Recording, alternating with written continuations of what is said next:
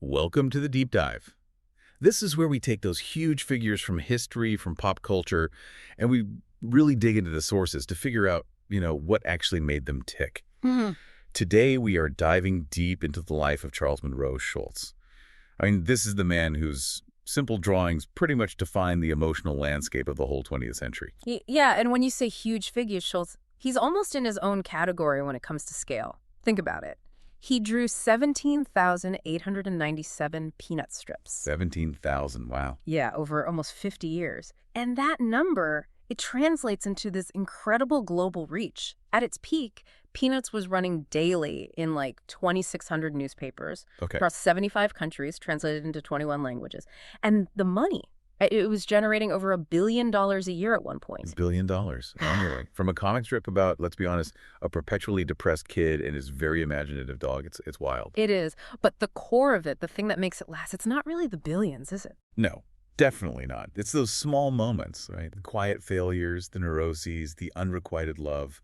It's this fundamental contradiction. And that's exactly where we want to start this deep dive. Our mission today, using the sources we've got, is to really uncover the man behind that melancholy. Right. The guy nicknamed Sparky. His uncle gave him that name, after Sparkplug the horse in the old Barney Google comic. Ah, okay. I didn't know that detail. Sparky. Yeah, Sparky. We want to understand how his own life, his personal struggles, his time in the military, his relationships, how all of that became the surprisingly complex emotional bedrock for Charlie Brown and Snoopy and, well, everyone else in the gang. So to really get Charlie Brown, we kind of have to start with Schulz himself, back in Minneapolis and St. Paul. The sources really paint a picture of these deep Midwestern roots. Mm-hmm. He was the only child of Carl Schulz, who was a barber, worked hard, and Dina, his mother, a housewife, German and Norwegian background. And reading about it, his childhood sounds, well, pretty quiet, actually, like a lot of early 20th century Midwestern upbringing. Yeah. It does sound quiet on the surface, but what jumps out right away is this really singular, powerful drive he had towards art, even as a little kid. Right. His love for drawing started super early, and his first muse, interestingly, wasn't a beagle at all. It was the family dog, Spike. Spike. And Yeah. Spike was apparently quite the character himself. What's amazing is that Spike actually gave Schulz his very first taste of publication. A really surprising bit of early validation. Oh, it was more than just validation. It was kind of a bizarre claim to fame, really. So in 1937, Schulz draws this picture of Spike. Okay. But it's not just like a cute dog picture. He drew it specifically to show that Spike ate weird stuff, non-food stuff, pins, tacks, things like that. He ate pins and tacks. Seriously. Apparently. So Schulz sends this drawing off to Ripley's Believe It or Not. No way. And they published it. They did, credited just to Sparky, his drawing detailing his dog's unique diet. It's just a fantastic little story, isn't it? Your first national publication is basically about your dog eating hardware. That is brilliant. But then almost immediately, you get this classic Schulzian contrast, right? This moment of rejection that feels like it could be lifted straight from a peanut strip. Exactly. His own high school, St. Paul Central High, actually rejected his drawings for the yearbook. Ouch. Yeah. So you have to imagine him, right? He's maybe 15, gets this validation from a huge national feature like Ripley's, but his own classmates, his peers at school, basically say no thanks. That contrast, Yeah. it just seems to set the stage perfectly for the adult Schulz, doesn't it? This guy who achieves unbelievable global fame, but seems to have always identified with that kid who's left out, the awkward one. Absolutely. It really speaks to that idea that, massive success doesn't just magically erase self-doubt or those feelings of not quite fitting in, that sting of local rejection. It often sticks around. Yeah, I can see that. Though, the high school did eventually sort of make amends much later, like 60 years later. They put a 5-foot Snoopy statue in the school office, a kind of retrospective tribute. Better late than never, I suppose. So after high school, he knew he needed to hone his craft, right? He took a correspondence course from art instruction schools. But this period, while he's trying to build his skills, it gets hit by this really profound personal tragedy. Yeah, this is a really crucial piece of understanding Schulz, and it definitely lends weight to that persistent sadness you see in Charlie Brown. His mother, Dina, she died from cervical cancer in February 1943. Oh, wow. He was incredibly close to her. He was actually with her at home when she passed away. And he talked about it later quite often actually, this deep sadness he carried that she never got to see any of his work published professionally, syndicated. God, that's horrible. She was the one who really believed in him from the start, his anchor, and she was gone just before he started to get any real recognition. So the man who creates the most successful comic strip ever carries this constant knowledge that his first, maybe most important fan missed the whole thing. Wow. And then, right after his mother's death, he gets drafted. World War II. Yeah, talk about turmoil. Drafted late in '42, he ends up serving as a staff sergeant with the 20th Armored Division over in Europe. Quite a shift for a shy kid from Minnesota. Definitely. He was a squad leader on a .50 caliber machine gun team. His division saw action near the very end of the war, and he was actually very proud of earning the combat infantry badge. But the story he tells about actual combat, it sounds, well, almost like a Peanuts setup itself. He talked about this one time. He actually had a chance to fire his machine gun in a real combat situation. That's the one. He gets his chance, lines up the shot, squeezes the trigger, and nothing. He forgot to load it. I forgot to load Yeah, I mean, that should've- Oh my God. That is the ultimate Charlie Brown omen, isn't it? Just perfect, humiliating, but ultimately nobody got hurt. Exactly. He misses one big shot, but the sources say the German soldier he was aiming at just surrendered anyway. Probably had no idea Schulz had messed up so spectacularly. Wow. The highest irony. Potential for huge success or maybe tragedy, which is completely undercut by a simple human mistake. That missed shot feeling seems like it permeates the entire strip. It really does. So after the war, he comes back to Minnesota. He finds work doing lettering for a Catholic comic magazine called Timeless Topics. Okay. And then comes the job that really changes things, the one that lays the groundwork for Peanuts. He goes back to the Art Instruction Schools, AIS, in July '46, this time as an instructor, grading student work sent through the mail. Right. Grading correspondence lessons. And he worked there for several years. Now, this job, even though it might sound kind of mundane, was absolutely critical. Why that? Well, two big reasons. First, it kept him completely immersed in drawing and cartooning. He had to constantly analyze what worked, what didn't in other people's drawing. It made him really think about the craft. Exactly. And second, maybe even more importantly, the people he met there. They became the cast of Peanuts. Ah, the real-life inspirations. Precisely. And it was during this time at AIS that he launched his first regular strip, Lil Folks. It ran weekly in the St. Paul Pioneer Press from 1947 to 1950, just single-panel jokes, mostly. So he's developing his style, exploring kids, talking about adult stuff. Yeah, but what's really key about Lil Folks is how fluid the characters still were. He actually used the name Charlie Brown in 4 different gags in that strip. But not the Charlie Brown. Not yet. It wasn't the single character we know. He used the name for 3 different boys, apparently, and one time for a kid who was just like buried in sand up to his neck. Oh. And there was a dog that looked a bit like a Snoopy prototype, but with a much shorter nose. He was still figuring it all out. Okay, so we've got the artist. He's shy, carrying this personal melancholy. He understands that humor often comes from bad things happening, as he put it. And now he's got a solid 4-panel version of his strip ready to go national. He takes it to United Feature Syndicate, UFS, in 1950.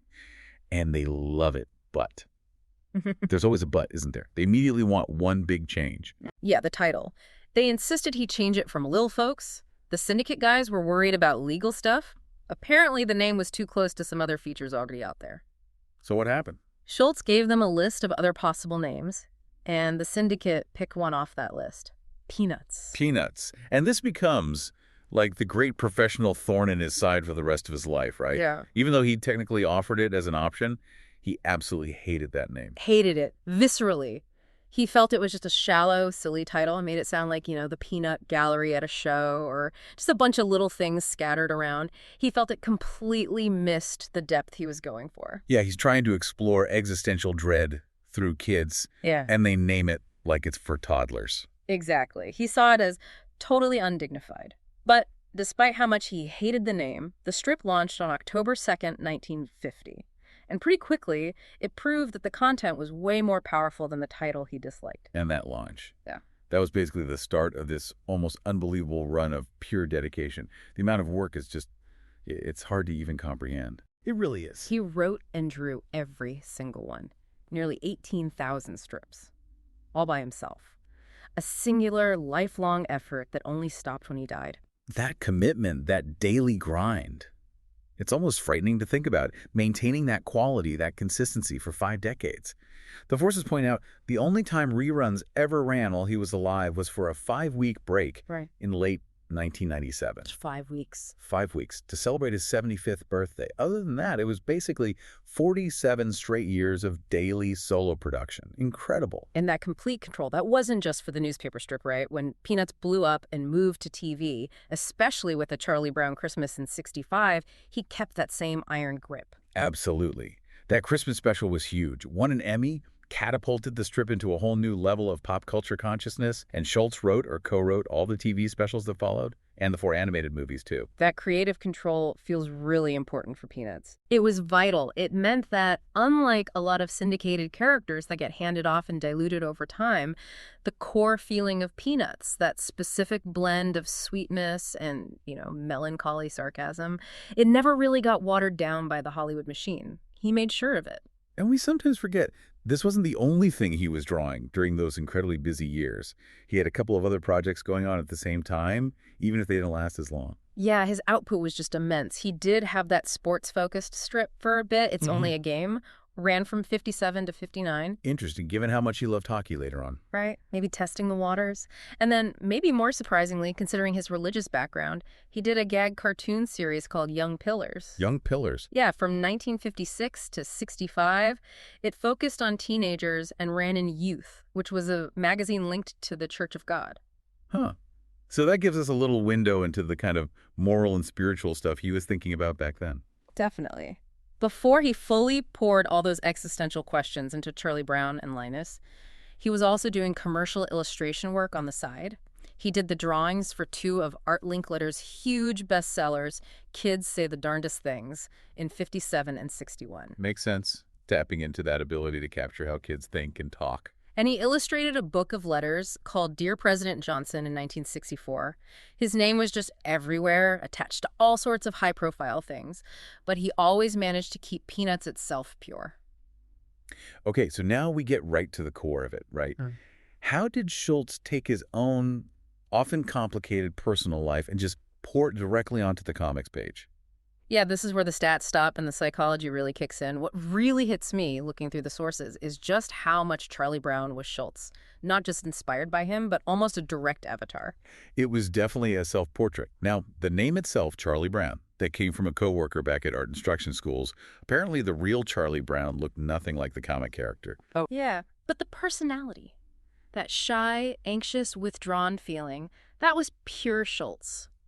The sources are really clear that even when he was massively famous and successful, he often felt like that awkward kid on the outside looking in. It's like that core contradiction we talked about earlier. He builds this global empire, but personally identifies with the perpetual failure. And he knew it. He talked about it. There's that amazing quote from him where he says something like, I suppose there's a melancholy feeling in a lot of cartoonists because cartooning, like all other humor, comes from bad things happening. Wow.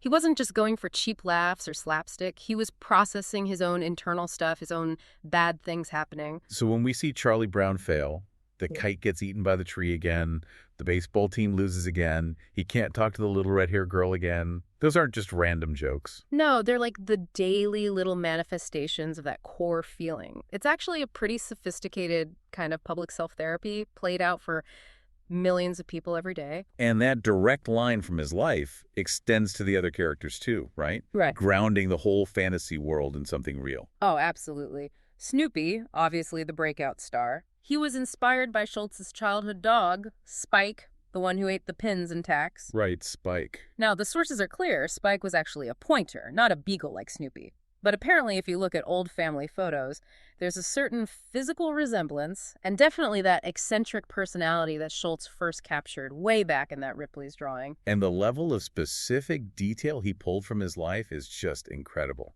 Like Snoopy's brother, also named Spike, who lives out in the desert near Needles, California. Yeah, why Needles? Seems so random. It's because the Schulz family actually lived there for a couple years, from 1928 to 1930 when Schulz was just a little kid. Get out. Really? Yeah, they moved out there from Minnesota temporarily to help take care of a cousin who was sick and had relocated. It's this tiny, almost forgotten geographical detail from his own childhood, and decades later, boom, it becomes the home for one of his most beloved characters. It feels like every little corner of the Peanuts world has some personal memory tucked inside it. But the personal detail that maybe shaped Charlie Brown's melancholy more than anything else, that constant sense of inadequacy, that was a little red-haired girl, wasn't it? She was the ultimate unattainable ideal. She was very real. Her name was Donna Mae Johnson. She was an accountant at art instruction schools where Schulz worked. Okay. And here's the really crucial, painful timing of it all. Schulz finally worked up the courage to propose to her in June of 1950. When he was about to hit it big? Exactly. Just before he signed the contract with United Feature Syndicate for Peanuts, his professional life was about to explode. And she said no. She turned him down, married someone else pretty soon after.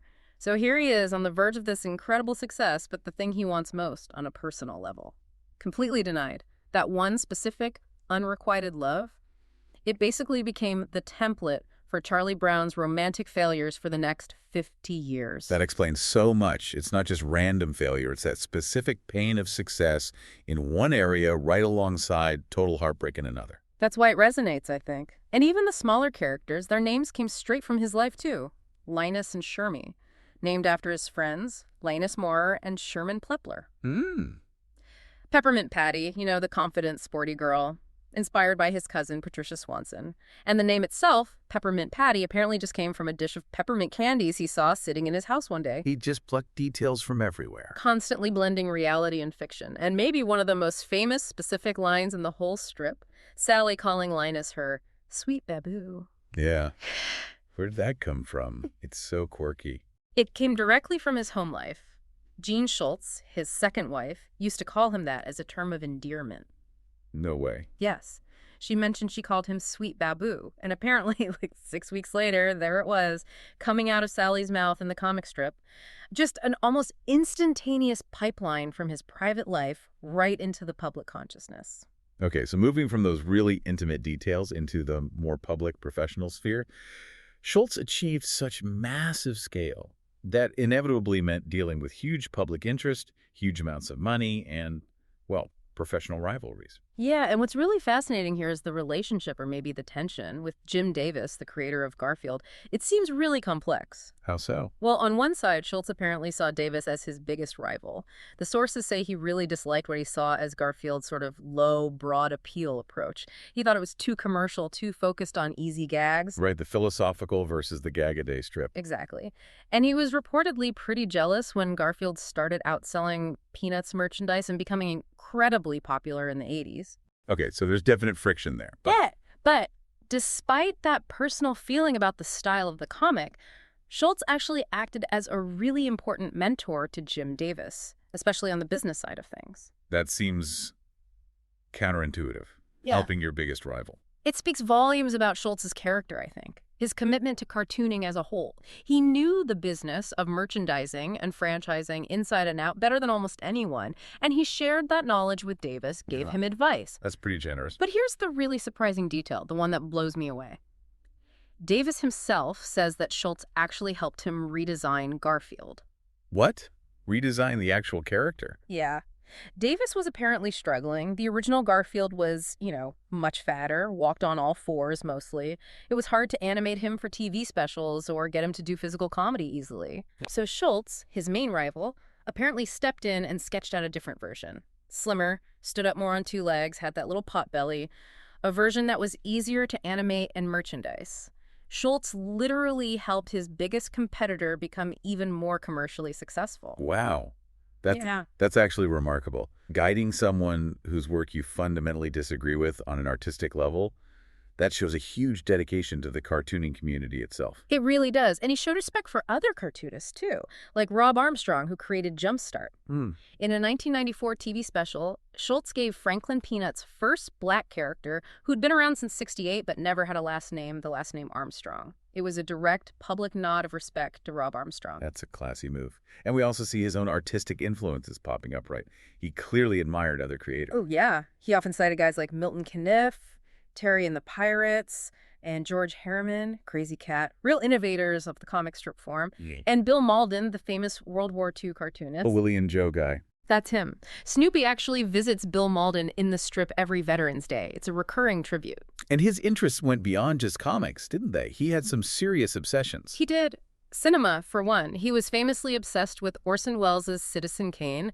Apparently he watched it something like 40 times. 40 times. Why Citizen Kane, do you think? What was the connection? Well, think about it. Kane is this epic story about a hugely successful American tycoon whose vast wealth and power ultimately mask this deep emotional emptiness, this longing for a lost childhood symbolized by Rosebud. Success masking failure to connect. That sounds familiar. It's basically the thematic core of Peanuts, right? Professional success versus personal melancholy. His fascination ran so deep he even worked it into the strip. There's a famous one where Lucy just cruelly spoils the ending of Citizen Kane for poor Linus. That's brilliant. Okay, so shifting from art to spirituality. Yeah. His relationship with faith seems just as complex as everything else about him. Absolutely. It mirrors the strip's own philosophical depth. He was raised Lutheran, but then, as a young adult, he got really involved with the Church of God. Who involved? Very. Attending Bible study, going to services like 3 times a week for maybe 4 or 5 years. Later on, he taught Sunday school at a United Methodist church. So that spiritual search, that grounding, it was clearly a really significant part of his life for a long time. And we see that directly in the strip, most famously in the Christmas special. Definitely. A Charlie Brown Christmas. Schulz himself said that Linus, the character who carries the security blanket, represented his spiritual side.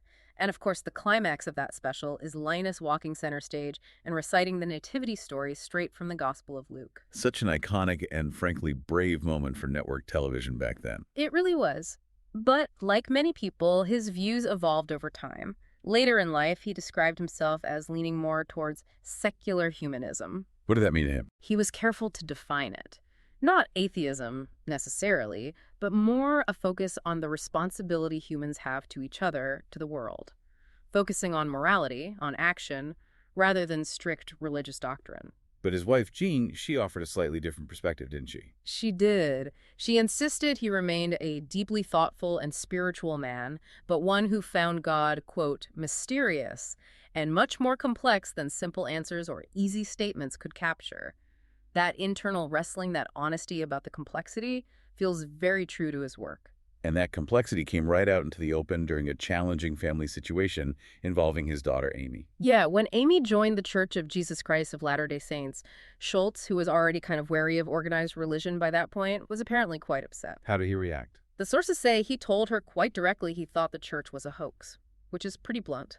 But, and this is the crucial part, displaying that secular humanist morality he talked about, he still supported her choice. He valued their relationship, their family bond, and he recognized their shared foundation belief in Christ and the scriptures, even if they differed on the specifics of the church structure. So again, holding two conflicting ideas at once.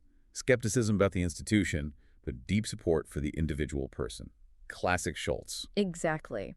Now, heading into the 1990s, the sheer physical toll of drawing that strip day in, day out for decades, it started to catch up with him. Right, he had health issues. He'd had heart bypass surgery back in 1981. And then later in the 90s, he developed an essential tremor. It made his hand shake. Was it Parkinson's? It was sometimes mistaken for it, but no, essential tremor. You can actually see it if you look closely at his artwork from the very late strips. The lines get noticeably shakier. He used medication, beta blockers to help manage it, but it was a struggle. And then came the diagnosis that forced the ultimate decision. Yeah. Colon cancer, which had unfortunately spread. He announced his retirement on December 14th, 1999. That must have been incredibly difficult for him. Oh, profoundly. The sources really convey the pain he felt. He told Al Roker on the Today Show that the decision was hard, but ultimately the strip was being taken away from me. He'd always pictured himself drawing well into his 80s, working away in his studio. And this brings us right back to that central, iconic image of his entire career. Charlie Brown, Lucy, and the football. People must have asked him constantly if Charlie Brown would finally get to kick it in the last strip. Oh, all the time. And his initial response, his sort of rational, artistic judgment response, was a firm no. He said something like, "Oh no, definitely not. I couldn't have Charlie Brown kick that football. That would be a terrible disservice to him after half a century." Because the failure was the point. Exactly. Granting him that success would completely undermine the entire premise, the melancholy heart of the strip. But when it came time to actually sign that very last strip, His feelings were different, weren't they? Yeah. Completely different. He talked about holding back tears as he signed that final panel. And instead of thinking about the artistic integrity of the failure trope, he was thinking. Yeah. He was thinking, that poor kid. He never even got to kick the football. What a dirty trick. He never had a chance to kick the football. Oh, man. In that final moment, the empathy, the sadness for his own creation just completely overwhelmed the professional logic. It's the ultimate testament to how deeply he felt that character's enduring struggle. And then, tragically, he passed away very soon after. Yeah. He died of a heart attack on February 12, 2000. And the very last original Peanuts strip, the one he'd already drawn and signed, was published the very next day. It completed the cycle. And crucially, United Feature Syndicate honored his wish. No one else would ever draw the strip. His artistic journey ended with his life. So let's talk a bit about the sheer breadth of his legacy. It goes so far beyond just the comic pages. The honors he received, both during his life and after, they're incredibly diverse. They touch government, sports, even space travel. The list is pretty staggering. He got the Congressional Gold Medal posthumously in 2000. That's one of the highest civilian honors the U.S. gives out. And within the comics world itself, the tribute was massive. Over 40 syndicated cartoonists, including his old rival Jim Davis, all incorporated Peanuts characters into their own strips on the same day, May 27, 2000, as a collective homage. That's incredible respect from his peers. But maybe the most surprising part of his legacy, for people who only know the strip, is his deep, deep connection to ice sports. Right. This wasn't just a casual hobby for him. Not at all. He actually owned the Redwood Empire Ice Arena up in Santa Rosa, California. It was like his second home. And he started and hosted Snoopy's Senior World Hockey Tournament there every year. He was seriously into hockey. So much so that he was inducted into the U.S. Hockey Hall of Fame in 1993. And he'd already received the Lester Patrick Trophy back in '81 for his contributions to hockey in the U.S. Think about that. A cartoonist honored at the highest levels of American hockey. That's amazing. Yeah. And it wasn't just hockey, right? Figure skating, too. Figure skating, too. His daughter Amy was a figure skater, and she actually modeled for the skating TV special She's a Good Skate, Charlie Brown. And years later, in 2007, Schulz himself was inducted into the U.S. Figure Skating Hall of Fame. Wow. Hall of Famer in 2 different ice sports, basically because of his comic strip work. That's unique. It has to be. Even his hobbies got immortalized in a way. He loved playing contract bridge. Bridge, okay. Yeah, he was a keen player. So in 1997, the American Contract Bridge League, the ACBL, actually gave Snoopy and Woodstock the honorary rank of Life Master. Snoopy is a bridge life master. That's fantastic. It just shows how Peanuts permeated absolutely every corner of American culture. It really did. But maybe the highest honor, and the one that really speaks to the strip's ability to connect with serious, high-stakes endeavors, is the connection to NASA and the space program. Ah, yes, the Apollo 10 mission. Exactly. Back in 1969, NASA was already using the Peanuts characters for safety posters and morale boosting. For the Apollo 10 mission, the dress rehearsal for the moon landing the command module was officially named Charlie Brown. And the lunar module. The lunar module, the part that actually flew down close to the moon's surface, was named Snoopy. Incredible. Charlie Brown and Snoopy went to the moon, essentially. They did, and the connection continues.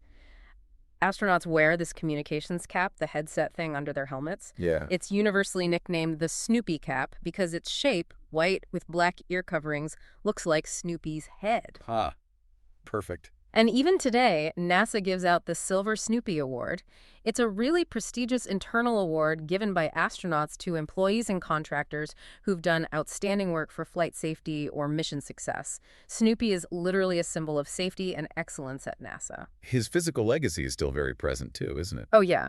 If you fly into Sonoma County, California, where he lived and worked for so long, you fly into the Charles M. Schulz Sonoma County Airport, and the airport's logo, it features Snoopy flying on top of his doghouse. Of course it does. And back in his hometown, St. Paul, Minnesota, they started this public art tradition called Peanuts on Parade back in 2000. It kicked off with 101 5-foot-tall Snoopy statues placed all over the city. I remember seeing pictures of those. And naturally, the ultimate home for his legacy is the Charles M. Schulz Museum and Research Center in Santa Rosa, right near his old studio. But maybe the best summary of his overall impact comes from another giant of cartooning, Bill Watterson. The creator of Calvin and Hobbes. What did Watterson say? Watterson said that Peanuts pretty much defines the modern comic strip. Defines it. That's high praise. What did he mean by that, do you think? I think he was pointing to that unique combination Schulz perfected. the deceptively simple, clean art style. The ability to blend sophisticated, often sarcastic, humor with genuine emotion, that unflinching honesty about failure and anxiety, and, importantly, pioneering the massive scale of merchandising that became tied to cartoon characters.